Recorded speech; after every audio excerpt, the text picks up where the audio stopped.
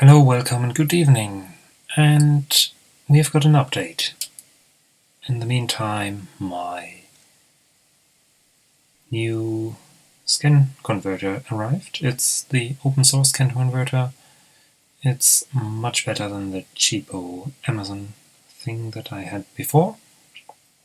And there were also some minor trouble setting it up, and I will do a proper review of the unit later on, and there are also a number of reviews already on YouTube, so you can check them out. But for now we wanna just play a little bit of Space Quest 3, I think. The Octave Fox board has been shelved for the moment. There are still a few problems when I plug in more than one card. I'm not sure if it's about the ISO slots or something, but I'm back to my trusty 1 megabyte. I forgot what it is, a Suntag board, which you have seen already in the previous parts. And I'm also now currently running directly from the XT Compact Flash card. Although I know that my soldering skills for the adapter were not the best and we might experience errors, but let's see how far we get. The adlib is in, the VGA card is in, and the Compact Flash adapter is in. So yeah, you saw it booting here and it found the flash card at IO port 300, that's fine. Yeah, and for the first time we see pretty good image here. So let's go to the Space Quest and let's run it. Space Quest was basically the first graphic adventure I played back in 1990 or something, Space Quest 3 to be precise. I think I also had Zack McCracken, but yeah, I think I got that a little bit later. And Space Quest 3 was amazing for a child back then. Lots of spaceships, weird humor that I probably didn't get because I was too young. But anyway, Space Quest 3 came out I think in 1989. It's still got EGA graphics, as you can see here, 16 colors, but pretty good EGA graphics. That the Sierra games always supported quite a range of sound cards. They already supported adlib as in here, and also the Roland devices for very nice MIDI music. But compared to Monkey Island 2, for example, the music is not ongoing through the whole of the game, but mainly the cutscenes and some special sections. Another thing to be noticed with Sierra games is that you can die a lot in those games. So whenever you make a mistake, go to the wrong place, do some wrong timing, you're killed in a pretty humorous and absurd way. And it's worth checking out all the things that you can do wrong and see all the death animations. And in the second part of Space Quest, in the end you would be escaping this white little shuttle escape pod thing. And in the beginning of Space Quest 3 there's some mysterious computer checking the pod out, and you've been basically in stasis or hibernation in this pod, and it's an alien with MRGS codes passed. Some robot or droid seems to be punching some numbers. This is supposedly the ship that's now taking on your escape pod. The main character is called Roger Wilco. He is a janitor, so not really a hero. He's a bit on the stupid side, makes a lot of unfortunate choices. Of course, you help him get through all these adventures. And it seems we have been collected by some scrap collector, and this ship seems to think we are trash and need to be salvaged. Okay. I see the Compact flash LED blinking. Okay. Roger is waking up. Yeah, the Sierra engine uses basically vector graphics, which are rasterized into bitmap graphics during runtime, if I remember correctly. So this gives this kind of like vector art look to those. And the EGA palette is pretty bright, so all the EGA games usually have a pretty comic-y feel, like looking like a bit like a cartoon or something. It's very hard to get good EGA graphics. The VGA card is much better in that respect because it has, yeah, much higher color depth, and you can tweak the palettes much better. Okay, now we enter the actual game. Our pod is landed, and we exit the pod. This is Roger stepping out.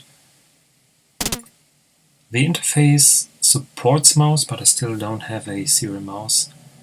So, yeah, we have to play via keyboard. And you can control Roger with the cursor keys. And if you want to do something, you basically have to type it. It's the same with the mouse input. There are no icons here. You have to type everything. For example, I can type look. And it says, you are standing in a debris-cluttered junk bay. And a skateboard rests in the middle of the room. There are chunks of metal lying around which seem to be small sections of old spaceware. So what's this object that I'm standing right next to? A closer look at the object on the floor reveals that it is a warp modulator. It looks a bit more high-tech. So basically this is kind of like a spaceship engine. I wonder if we will need it later on. So let's go a bit exploring. Let's first go to the right here. I know this game basically inside out, so I think I will be able to solve all the puzzles without having to look at a solution or guessing too long. But it has been, I don't know, 15-20 years since I last played it. So here seems to be nothing worthwhile. Let's take a closer look. Someone or something has done a real job on this tanker. Was this the result of some space battle? Or perhaps you're not the only one roaming around here.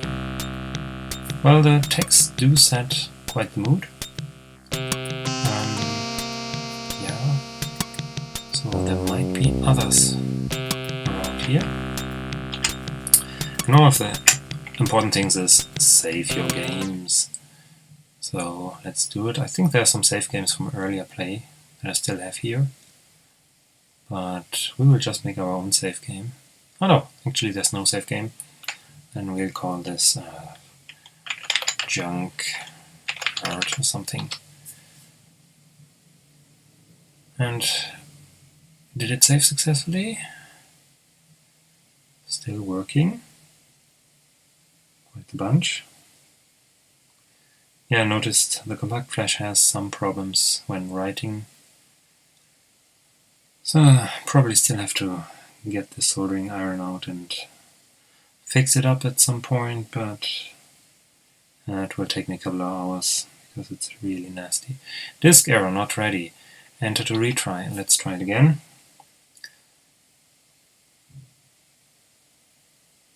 Yeah, we probably won't have much luck with that. Okay, I'm back. So I quickly swapped in the multi-IO card and connected the compact flash to it, and it actually works. It booted off it pretty quickly, so I think still we have some cool solder joints on the compact flash adapter. And yeah, that will need to be fixed in the future, but so far the BIOS is still working on that card, so we are all good. Let's try the save again. I'm not sure what it managed to write to the disk, so I hope there's nothing broken here. Otherwise we will have to... yeah, this looks good. Let's try again. Junkyard was our save game name. And I see the LED flashing, and it's already done. So that's what it should look like. And yeah, the first death animation that you can get, we want to climb into this robot, I guess. Let's look around. The gutted carcass of the tanker opens up to reveal even more junk. A metal head rests nearby. Climb. Head. You can't from this location. Okay, let's try to go here and... oh no! Oh gosh, you've stepped off a metallic escarpment and tumbled into the darkness. Twisted, jagged remnants of old vehicles reach out to slow your dark descent, cutting short your life in the process. Yeah, that's pretty graphic. So let's restore the game. You see, you really have to be careful where and when to step here. There's even some random occurrences of death happening. That's particularly annoying. We will come to that. So let's go in here and check out the robot head. Look, our score went up by 5 points, which is pretty good. I will also accelerate or adjust animations a little, otherwise we spend a lot of time walking around here. Okay. What do we have here? An interesting array of alien artifacts is strewn from one end to the other. A large ship is in the middle and a small one is off to one side. Let's go over here. A small ship. It's a cute little thing, you've never seen anything like it. Some writing on its exterior reads Bowman was here. I think this ship was stolen from like Odyssey 2001 or something. Yeah, look at the big ship.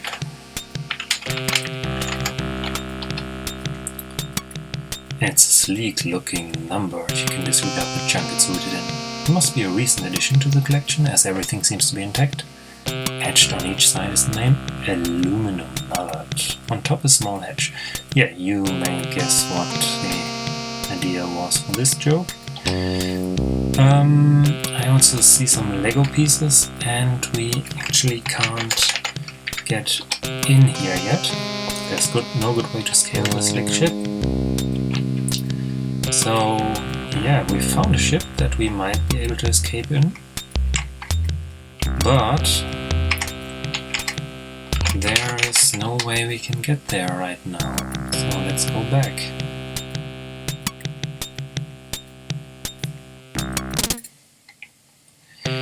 The sad thing about Space Quest 3 is it's a bit short. There's not much to do, all in all.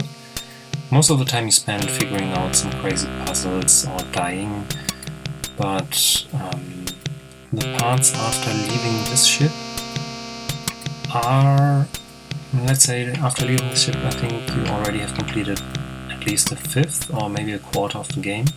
So it's on the short side. Yeah, other than that, it's still an amazing game for such an early PC game. Let's go south here. Yeah, here we have some more spaceships. A TIE fighter in the front. Look around. Various types of abandoned spacecraft litter the floor of this intergalactic junkyard. All this place needs is a junkyard dog. You shiver at the thought.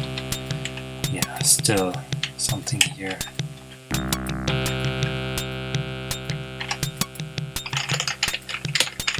Look at this ship. This ship is another fine but worthless Acme product. Well, he's referring to the rocket over there. So something down here. The floor is composed of a mosaic of overlapping welded steel plates. The melange of fused metal appears to have been cut from a variety of sources. Well, the question is... One thing I never found out on my own is there's a secret entrance here. And I have no clue how people actually found that, because there are no hints that I found. But I should be able to climb down here. My typing is awful today. There's nothing to climb into. Let's do it again. Somewhere here. so hard to find.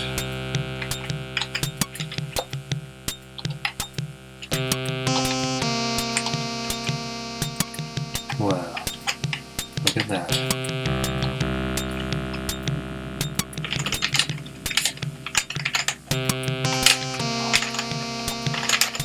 I don't know. The program is too stupid. Yes, you could say that. Maybe... oh, yeah, now I do remember. I forgot. We can't reach it until we did something else. And that is happening here, actually. And another good time to save, actually. 2 more deaths await us. And let's just save over that because we didn't make any mistake. So we are here at a conveyor, and the conveyor takes up the trash. And basically we will, oops, try to get there as well. Just wait here for the next carriage to pick us up. And now we should be in the right place. Whoops, here we go.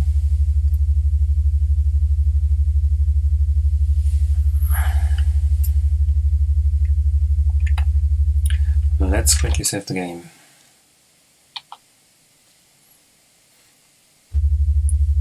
Okay, let's view one more death. And after that we will just hope to avoid them, except maybe when I make a mistake. Oh, this does not bode well. Not a pretty sight, no. Shredded like an Iran-Contra document, your many independent parts flutter to the bottom of the hopper.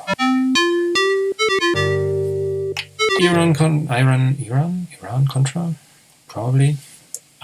So most of you will be too young to know this. It was a political scandal at the time in the 80s. I mean, I didn't know about it at the time. I read about it later. So better to stand up here, and let's try to get to the railing over there by jumping. That's much better. Okay, so here's another way to die, but I won't do it by just falling off this rail, of course, but thankfully the keyboard allows me to precisely walk along this rail. There's also no pathfinding algorithm like with the LucasArts games, so you have to be pretty precise where you walk. It's yeah, pretty dangerous. So in that respect, the climb down, the LucasArts games are way better, way less frustration. You grasp the forward backward control of the grabber. Okay, we can go around with this thing now, but I will basically just first get out here. We also have to make sure to be quick here, otherwise the robot will notice us and shoot us. Another way to die, but I will skip that.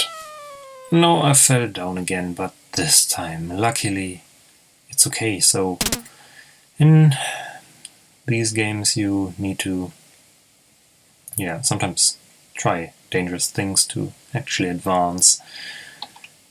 And here we are, and look at that, there are some rats in here.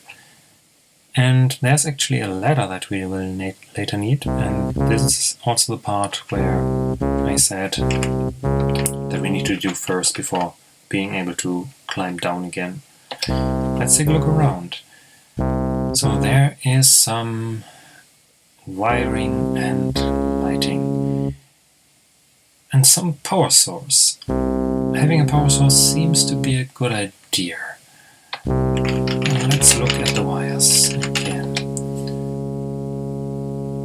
And the wires disappear into a hole to the left. So let's look at the hole.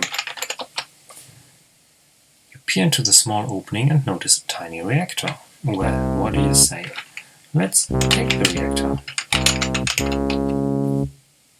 You unhook the reactor from the cheap wires and take it with you. And notice it gets dark. We will probably be able to fix the ship with this reactor, because, well, I guess it would be broken, otherwise this would be too easy. So let's climb up and get out of here. And now we see where we are. Bending aside a thin piece of scrap, you find an opening to another area and climb on in. And now we have this exit. So let's go to the ship.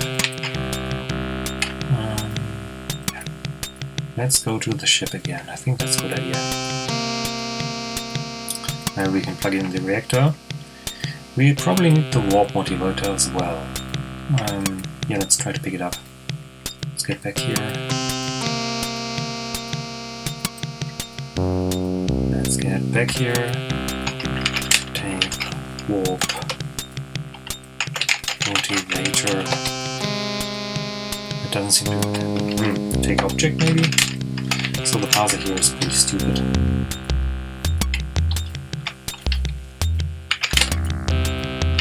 Take warp?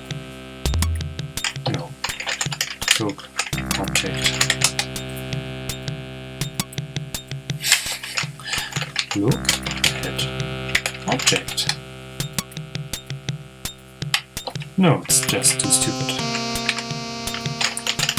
Can we just look around? Look down? Okay, this thing is a bit stupid. Before we could, but now I don't know what we typed actually. Never mind. We don't need it yet. So let's just go through this tunnel. What could possibly happen? Oh no, it's one of the rats. Yeah, they did seem pretty disappointed by us stealing their reactor. And it's gone. Actually we have here a menu which can be accessed with the escape key, and we can also view the inventory. Before we had a reactor, now we only have this nice glowing gem. We are still carrying a piece of Orion we picked up on Ledion during your last adventure. However, it has long since lost its glow. Well, anyway, what about these wires here? Wires, except for the one on the left, most of the wires here look dangerously worn. Let's take that. Take wire. That works. And now we have some wire. It's a piece of Space Quest approved electrical wire. Brilliant. Scores 30. Now let's steal back that reactor, I would say.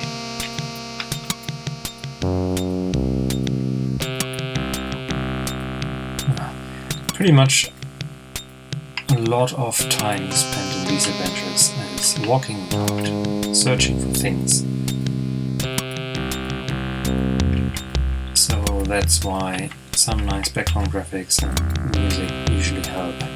Not getting tired of this. So let's try and climb down again. Not from here. Okay, this is a different response. Climb down. Okay, this was the right spot.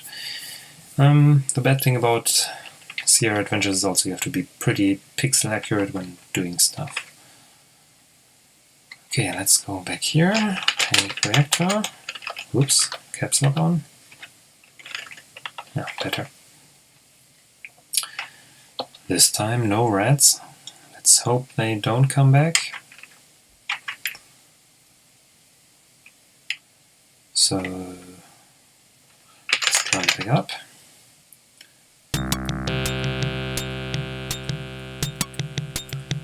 And better take the ladder as well. Grab the ladder and cram it in your pocket. Ouch. Yeah, that must hurt. So now we have the reactor and the ladder. Wonderful.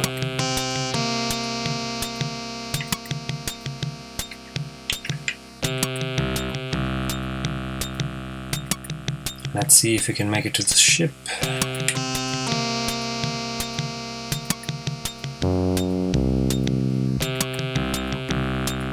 We are already recording for almost 20 minutes.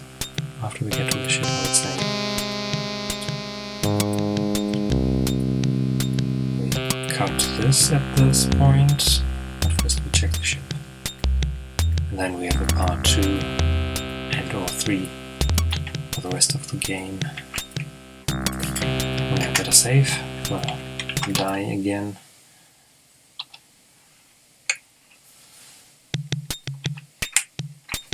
Oh, that was close.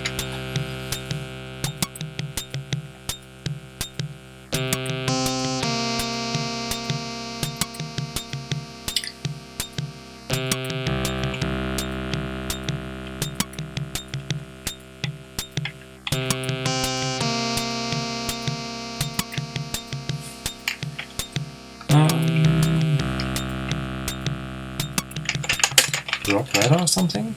Yeah, climb. Notice it to be slick up here, be careful. Of course we can die. And we try to get in there. Open hatch.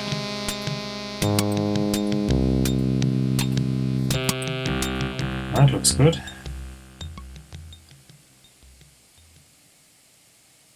We can actually enter the ship.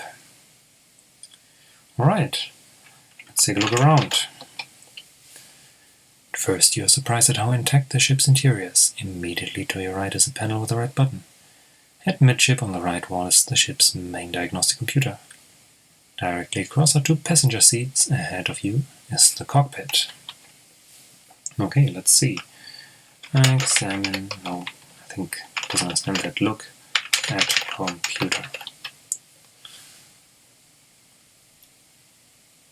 Access denied. Power critically low. Auxiliary reactor not online. Insufficient power. Yeah, that's what my mobile phone says. Yeah, but we have a reactor. Put reactor in hold. Probably the rats took it anyway. You drop the reactor into the hole. In attempting to reconnect the cables, you find that one is much too short. Okay, I also need the wire. Put wire in hole. You carefully connect the wire between the ship and the reactor, putting the tile back in place once you've finished. This looks good.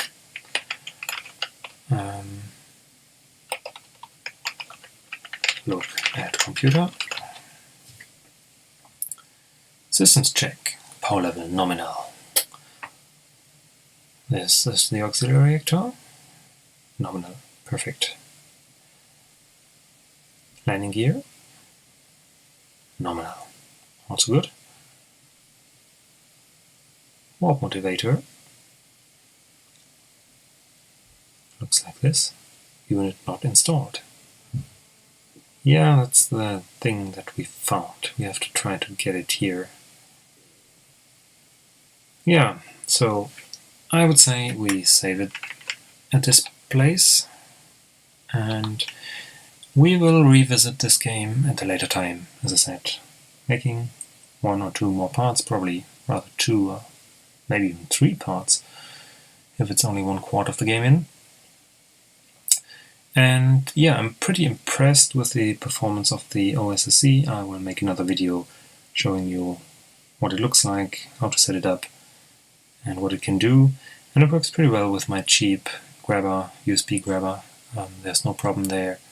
Quality is nice for the fact that I'm capturing actually a cheap 30-year-old VGA card.